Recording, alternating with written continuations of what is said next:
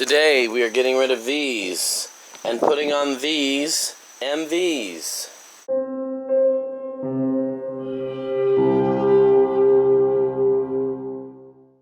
Today we're putting new wheels and tires on.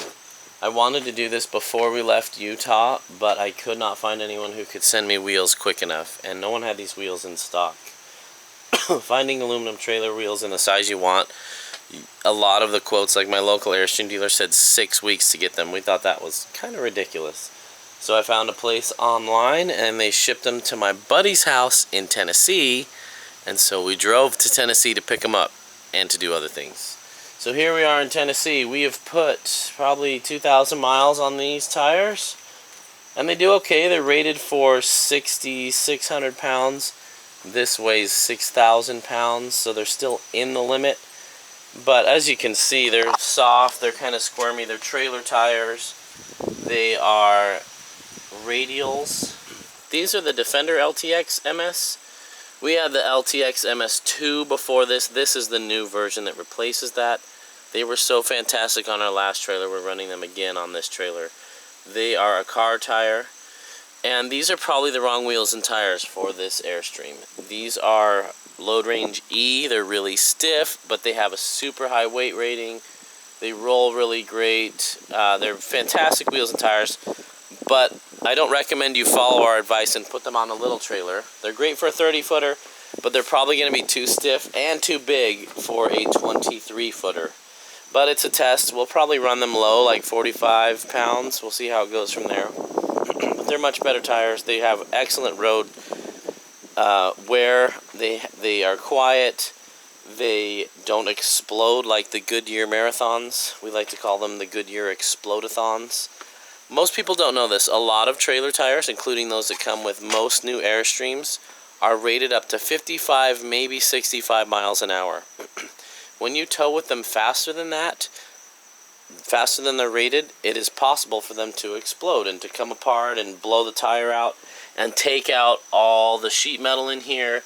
We've even heard of people where their entire bathroom contents just got dumped out on the road because it just tore a big hole in the side of it. If you're traveling full-time, tires are not something you want to mess with, so I highly recommend staying away from the Goodyear Marathons and running something like these Michelin LTXs or a similar style tire. So we're also going to 16-inch rims. 16-inch rims have more tires available in their size because brand new cars don't come with 14-inch rims anymore. So the tire selection is going down. Many more cars come with 16s than 14s. So we have much more selection. And we could have stayed with a 5-lug hub. And I could have run 5-lug wheels even in the 16-inch range. But if I ever decide to swap these axles out, I'm going to swap them with a slightly heavier rated axle, which will mean 6 lugs. So I'm kind of future-proofing that myself. A lot of talking, but there's a lot of details here for those of you interested in something like this.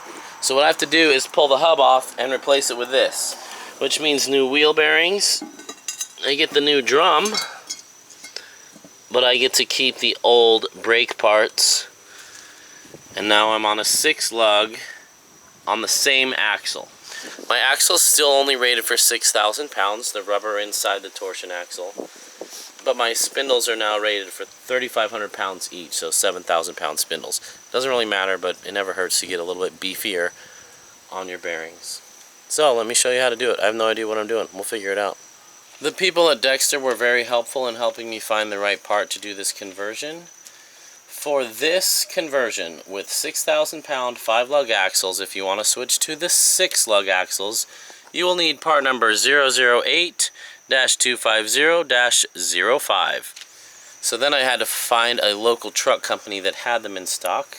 We found one in Salt Lake. They tracked down all 4 for us. They got us these, along with wheel bearings, seals, and dust caps for the center. And now I've got everything I need to swap it. I went to the car parts store to get some wheel bearing grease. I hope I got enough. And gloves, because this is a messy job. The sketchiest part is lifting up your trailer while it's on a slight slope. Trailer's leveled, so I'm just going to pretend that it thinks it's level, but this is a little bit freaky. Pretty cool. My hub guy also gave me new lug nuts. So one disadvantage to running this is my stock 5-lug spare will no longer work as a spare tire because I can't put it on. So that saves me some tongue weight. Side note, a lot of you are wondering why we would switch from our gorgeous giant 30-footer to a 23-footer. Some of you already know, and some of you will never understand. But here's why. We were driveway surfing at a friend's house, and the 30-footer would have come 8 feet out here and would not have fit in there. So it opens up the options of places we can put it. And it's cute, and it's small, a little bit easier to maneuver in and out of gas stations. Surprisingly, it doesn't tow tons different. In the wind, the 30-footer got blown around a little bit more. But going up hills and going down hills, it really doesn't feel that much different. In fact, I don't think the weight was incredibly different between the two. The 30-footer was maybe 1,000 pounds more. I was actually really worried I wouldn't find a place I could do this on the road that A, would let me wrench, and B, would have any of the tools like a big floor jack and jack stands and stuff. Fortunately, we fit at Kyle's house. He's a really cool dude. We built a lot of 4x4s together, his and mine, and he's got some really cool projects and some really nice tools, so he's going to let me borrow those while I get this job done. Then, fingers crossed, we're done modifying for a very long time. First step is to never lift your trailer while these are down, because you're going to end up lifting it onto the other side and putting extra strain on the other stabilizer jacks. When you hold these up, these are much taller tires, which will give us better ground clearance. But they're probably not, they may not fit inside the fender wells. Check this out. Look at the size difference between this and that. Probably 3 inches. And the main problem is going to be between these two. If you subtract 3 inches each, they're going to be really tight. And when these hit a bump, they move up a little bit back. So I want to make sure, I'm not too worried about them hitting up there because they won't move forward. But I am worried about them hitting in the back here when it hits a bump. I don't want it to hit this pan in here. And that would be bad. Not only would it cut your tire, it would do body damage on the trailer. This is not recommended. This is an experiment. I also have a 4-inch custom lift that I built, which should hopefully help me get away with some of this.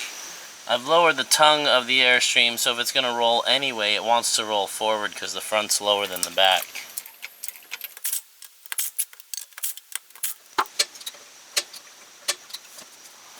Alright.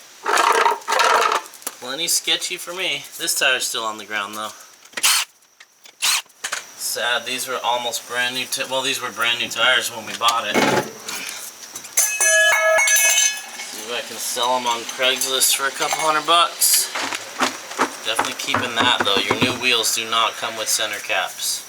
Alright, this is coming off, which means that comes off. I don't know what I'm doing. I've done wheel bearings before on a car once in my life, but never on a trailer. Okay, I can get a screwdriver in there. This isn't a how-to. I don't know what I'm doing. But these are all going in the trash anyway, so I don't know why I'm so careful with them. This is how you check your wheel bearings.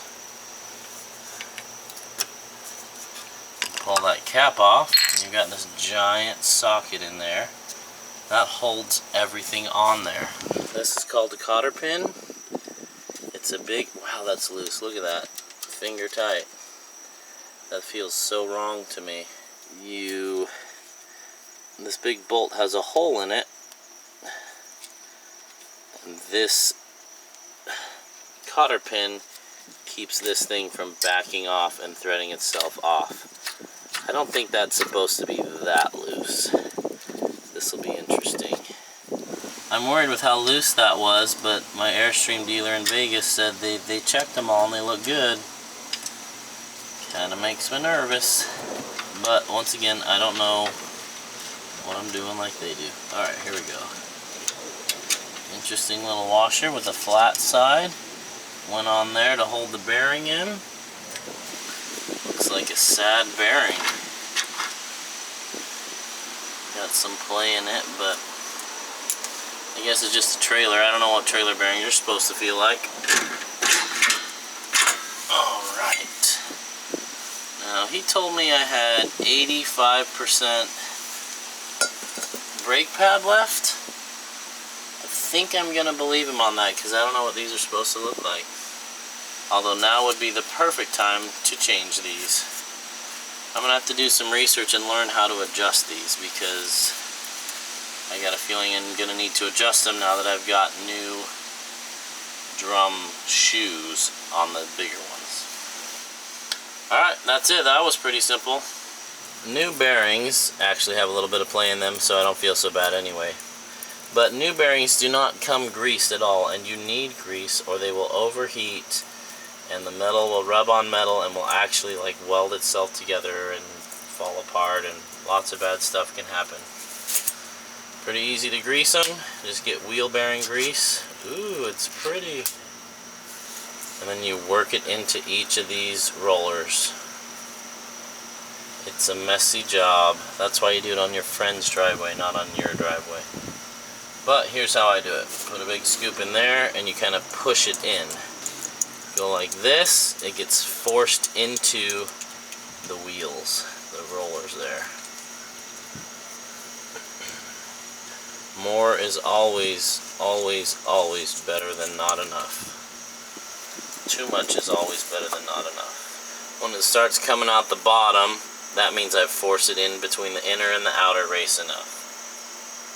This is the inside of the drum brake. Those shoes expand and rub against this, and that's how it stops. Grease also keeps water out if it's raining, or if you drive through puddles, or if you have like a boat trailer and you submerge your wheels underwater to drop your boat off.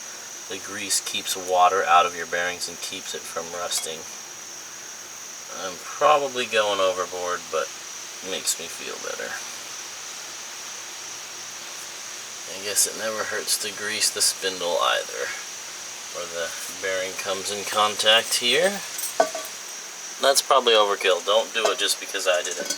Do a little more research first. So then the bearing pops right in there. Boom. Where it lives its happy life, spinning your wheels while you make adventures. In fact, I'm going to pack this full of grease and then pop the seal on there. This is the seal. It keeps additional contaminants out of there. But I'm going to go overkill once again. I'm a little bit paranoid. I wish I had those never lube axles that my 30-footer had. You're supposed to check these once a year or every so many thousand miles. I'm not sure how many. But a lot of people will just buy new seals, pop this off, put new fresh grease in every year.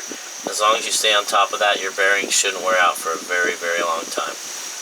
Actually, a lot of people pay other people to do it, but it's not that much work. It's just an inconvenience when you don't have the tools or a place to do it, like us full-timers don't have a place to do that. Alright, full of grease. Then you get a seal driver, which I don't have, which will smash that on perfectly flat. This is my seal driver at the moment.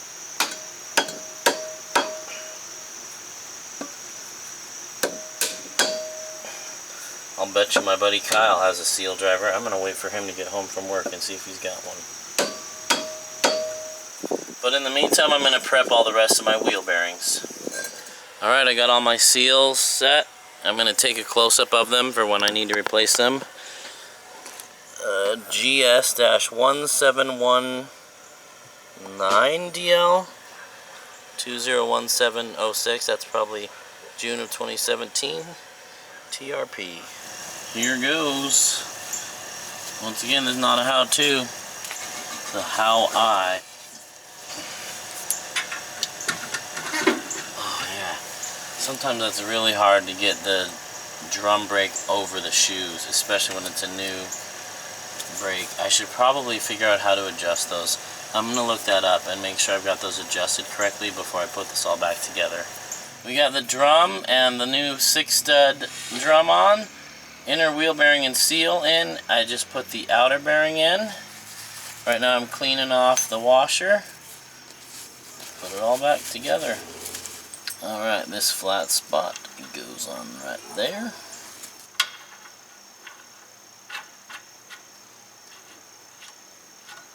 Alright, here's how to adjust your hubs. Torque this to 30 foot-pounds to seat everything. Then you back it all the way off, and then you tighten it finger tight. I don't have a socket big enough, so I'm going to be the human torque wrench, which is the dumbest thing you could possibly do. But I'm going to guess anyway. I know what 60 foot-pounds feel like, so maybe half of that. That's pretty close to the holes lining up anyway. Okay, so that kind of seats everything. That's good, my brakes are slightly dragging, that's what I want. Now I loosen it. Now I tighten it back up as tight as I can with my fingers and put the cotter pin back in. If I can't get it in with my fingers with the cotter pin, I back it off a little turn. And it actually should be that loose, which is crazy to me, but most bearing failures are because people tighten them too much, not enough, at least according to Dexter. But there shouldn't be any play, and there isn't. And fortunately, I can reuse the old cotter pin.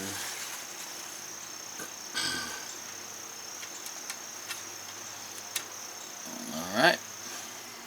I've stabbed myself more with a screwdriver than with a knife.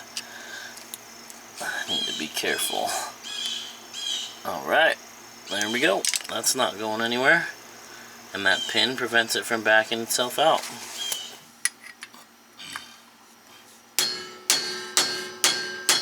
Okay, it's all done. You can hear the brakes barely dragging. Just what we want. I couldn't get this cap on very well. I kind of smashed it up, but it's doing its job and keeping the dust out. Alright, moment of truth. Let's see how big this tire really is. Hope these center caps fit. Nope, not even close. Alright, no center caps. That's a bummer. I'm going to have to order some from High Spec, I think. I have to research how much up travel there is with one of these. Because of how lug nuts and wheels are made today, there's not enough room between the nut and the wall of the wheel to get a socket in there. So I'm going to have to get some of those tuner lug nuts, which I've actually had a hard time finding in this 1/2 inch by 20 thread size. It's easy to find when you have Amazon and you can ship it to yourself. But we're out of here in a couple days and I don't think we'll get it in time. Take a look at the difference. I think it's gonna work though, as long as I don't have too much up travel on my shock. Definitely need some better lug nuts, and I have my Centromatic wheel balancers on order. So I'm just gonna temporarily put the wheels on, then I'll put my wheel balancers on, then wheels, then new lug nuts. I think that's a success though. I don't know if it would fit without the 4-inch lift that I put on it. See what happens when I let all the weight back on it.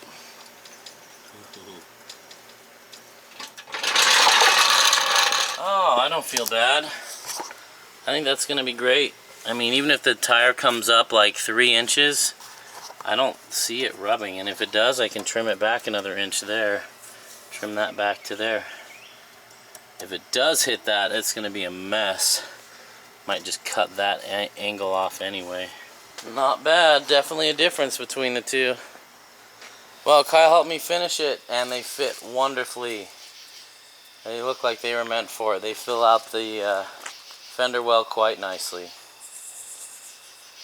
I'm glad I went with that.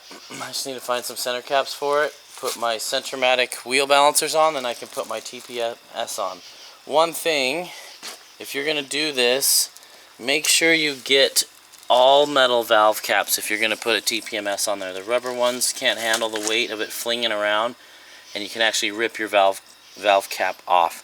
So get all metal ones. I'm looking for the business card. Here's who I got my wheels and valve caps from, recstuff.com, RECSTUFF.com, and I paid for like the medium quick shipping. It was supposed to take 5 days, it took 2 days. They were really fast. Really happy with those guys.